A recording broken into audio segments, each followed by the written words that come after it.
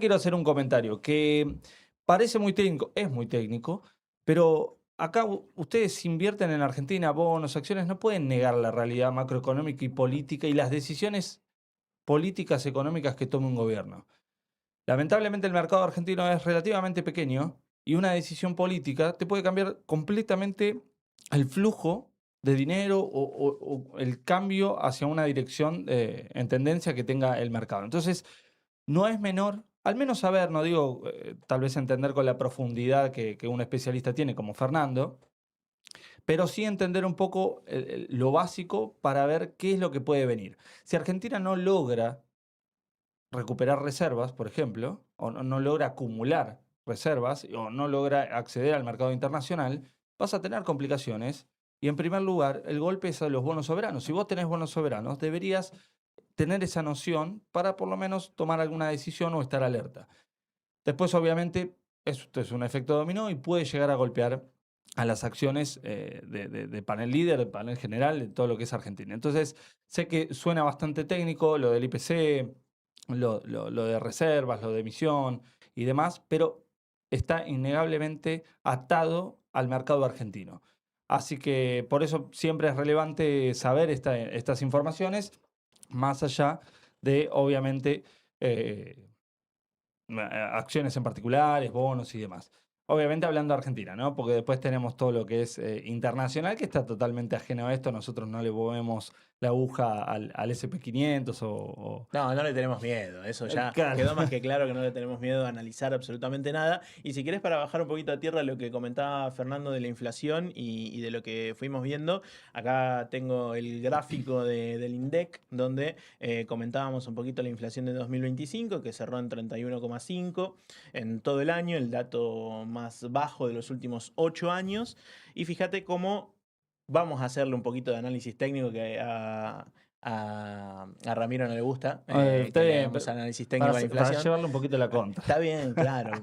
Por eso, fíjense que desde mayo el dato de 1,5, ¿sí? Fue el mejor del año y después empezó junio 1,6, julio 1,9, agosto se mantuvo igual y siguió subiendo durante la última parte del año, 2,1 en septiembre, 2,3, 2,5 y finalmente 2,8, que es el que conocimos ayer de diciembre, ¿sí? Entonces, fíjate que de corto plazo, en todo lo que fue 2025, la inflación vino subiendo desde mayo, ¿sí? Y esto me parece importante destacarlo porque ya dejó de ser un tema estacionario, sino que desde mayo tenés acá como más de 6 meses que la inflación viene subiendo. Si bien Fernando proyectaba que para enero va a bajar a 2,1 aproximadamente, había comentado, bueno, vamos a ver si eso realmente sucede, pero me parece interesante entender que de corto plazo tenemos una tendencia alcista de la inflación. Ahora, vamos a ver la película un poquito más agrandada, ¿no? O sea, vamos a tomar en cuenta más datos. Este es el dato justamente sobre la inflación de 2025 y una comparativa sobre las inflaciones anuales de distintos años anteriores, ¿no? Y fíjate que es la más baja desde 2017, ¿sí? Que dio 24,8.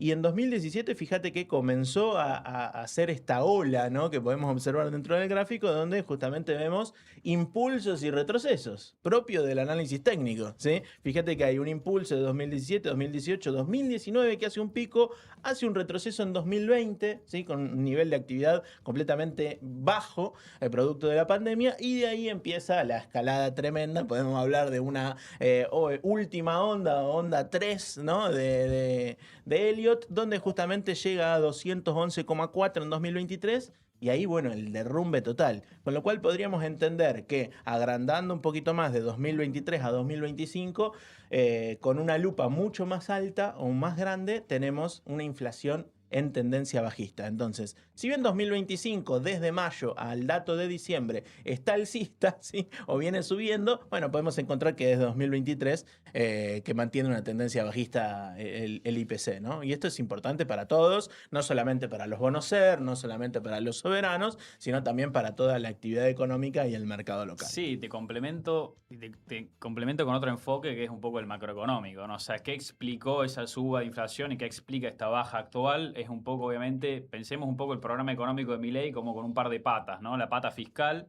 con superávit primario de 1,5% como resultado del año pasado y como meta que va a intentar mantener. Un resultado que no es tan fácil de obtener porque no es tan fácil seguir cortando gastos. Ya no hay lugar para cortar el Por lo gobierno menos a nacional. nivel nación. A Claro, nivel nación, provincia es exactamente. otra historia. Provincia y municipio es otro dilema, pero la nación ya no tiene dónde recortar y ahí es donde va a empezar a necesitar que la economía pueda seguir rebotando, ya creciendo a partir de este nivel para que repunten los ingresos también.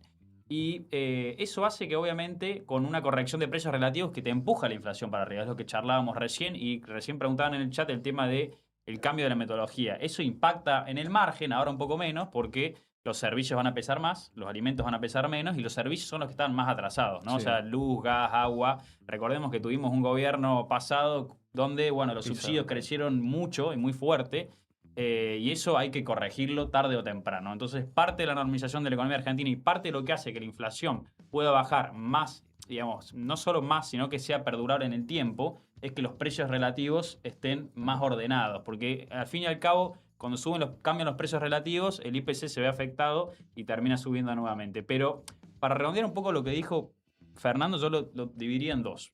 Muchos desafíos en el plano financiero de Argentina, una cascada de vencimientos importante para el año que viene, que va a requerir de confianza, porque el Banco Central tiene reservas cero, si lo medimos más o menos bien. Entonces, el programa argentino necesita de rollover como casi todos los países del mundo, ¿eh? Sí. Eso está claro, todo el mundo rolea la deuda. Ahora, el resto de los países no tiene la falta de confianza que tenemos nosotros, ¿no? Entonces, muchos desafíos para el gobierno, para el equipo económico en el plano financiero y además muchos desafíos en la actividad real por esta reconfiguración de Argentina, mucho más abierta, con menos aranceles, más abierta al mundo, más competitiva y un tipo de cambio más bajo que hace que todo lo importado sea mucho más barato que lo nacional. Y ahí es donde sufren industrias que quizá antes, porque había protección, porque el dólar era muy alto, porque los salarios reales acá en dólares eran bajísimos, podían sobrevivir y hoy no. Entonces hay una reconfiguración a sectores más competitivos, ¿no? Vaca muerta, minería, bueno, el agro que se mantiene como motor pujante de Argentina, pero son sectores quizá con una mano de obra, digamos, menos intensiva, o sea, más capital intensivo que comercio, industria y demás. Entonces hay que saber que la Argentina está cambiando y la pregunta es, ¿vas a poder sostener este dólar? Porque como digo, necesitas de la confianza de afuera, que le dé crédito a las empresas privadas como pasó después de las elecciones, que emitieron más de 6.000 millones de dólares de new money, o sea, de emisión neta de dinero nueva. Eso es flujo privado voluntario, es decir, nadie vino a prestarle al gobierno porque tomó deuda, sino que empresas productivas argentinas tomando crédito en el exterior a inversores, pueden ser argentinos o del exterior también, pero para hacer proyectos en serio, ¿no? Infraestructura en la Argentina perdurable que va a generar flujos de divisas en el futuro. Entonces, es una Argentina muy distinta a la que teníamos 2 años atrás, ¿no? Claro, tal cual. Sí, concuerdo totalmente. Estamos en el medio de una transición y las transiciones a veces son duras, no son ordenadas en muchos casos, pero bueno, yo creo que se está yendo un poco más y enfocando al fuerte argentino, que es toda la materia prima, la exportación. Fíjense cómo el RIGI empieza a apuntar a todo el sector exportable de minería. Bueno, el campo siempre estuvo, pero sacándole un poco la pata arancelaria y de tarifa seguramente mejora el rendimiento.